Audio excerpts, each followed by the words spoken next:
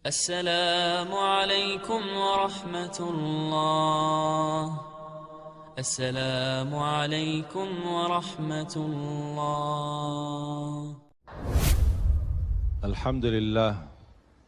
الحمد لله رب العالمين. اللهم صل على سيدنا محمد وعلى آل سيدنا Muhammad.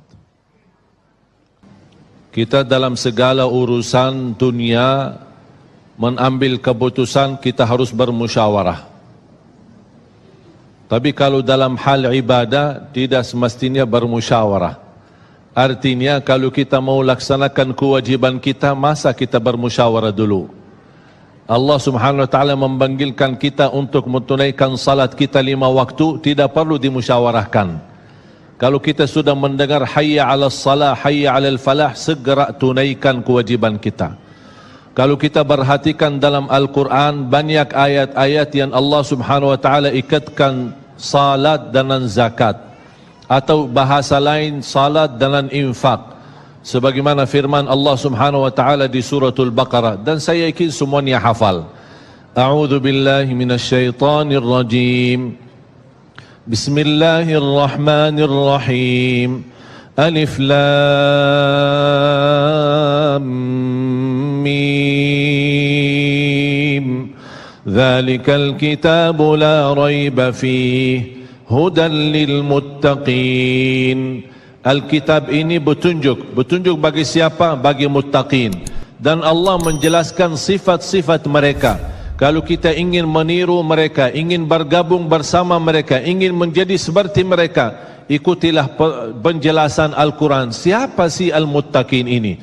Allah Subhanahu wa taala sebutkan, alladzina yu'minuna bil ghaibi wa yuqimuna as-salata wa mimma razaqnahum yunfiqun. Mereka adalah yang beriman tentang ghaib.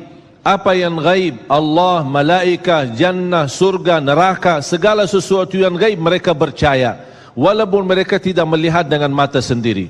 Dan sifat mereka alladzina yuqimuna as-salah. Beda artinya yuqimuna as-salah sama yusallun. Ada orang hanya kerjakan salat, tapi ada orang mendirikan salat. Ada 2 orang salat di saf pertama, sama-sama ruku', sama-sama sujud, sama-sama membaca Al-Quran, tetapi satu diterima oleh Allah, satu tidak diterima oleh Allah. Apa persoalannya? Karena satu menghadap Allah dengan hatinya, dan satu hanya menghadap Allah dengan fisik badannya. Makanya kita melihat orang yang salat dengan hatinya, nikmat salatnya, bisa tenang bacaannya, tenang rukuknya, tenang sujudnya. Beda sama orang yang buru-buru melaksanakan salat. Saya pernah masuk satu masjid, habis saya tahiyatul masjid duduk. Saya melihat seorang baru masuk dan juga tahiyatul masjid. Saya melihat gerakan salatnya, subhanallah, bukan subhanallah, na'udzubillah, luar biasa cepat. Saya hanya menangkapi bacaan gerakan salatnya. Saya baca Al-Fatihah, saya baru selesai waladdallin amin, dengan saya mencuba bagaimana bandingkan bacaan Al-Fatihah dengan salat beliau, dia sudah sampai ke tahiyat, padahal baru saya selesai surat Al-Fatihah. Salat apa ini yang kita kerjakan? Banyak orang-orang berlomba-lomba seolah-olah ada juara. Siapa yang paling cepat selesai salat dapat juara 1. Inilah yang terjadi dalam keadaan kita. Makanya kita merasa tidak nikmat salat kita.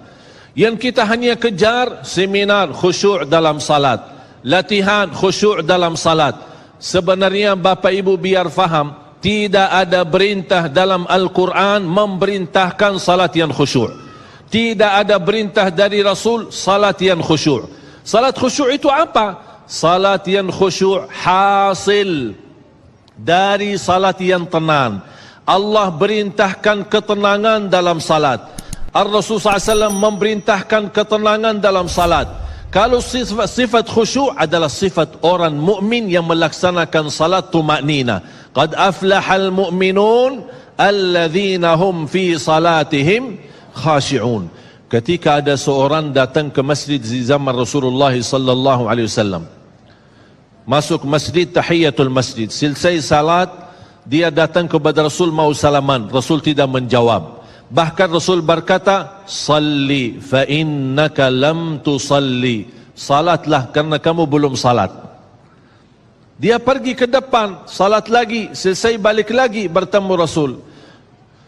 Mau salaman, Rasulullah SAW tidak menjawab. Salli fa innaka lam tusalli. Salat dulu karena kamu belum salat. Sampai 3 kali dikasih tahu oleh Rasulullah SAW. Akhirnya orang berkata, mohon maaf ya Rasulullah, saya tidak tahu selain ini salatku.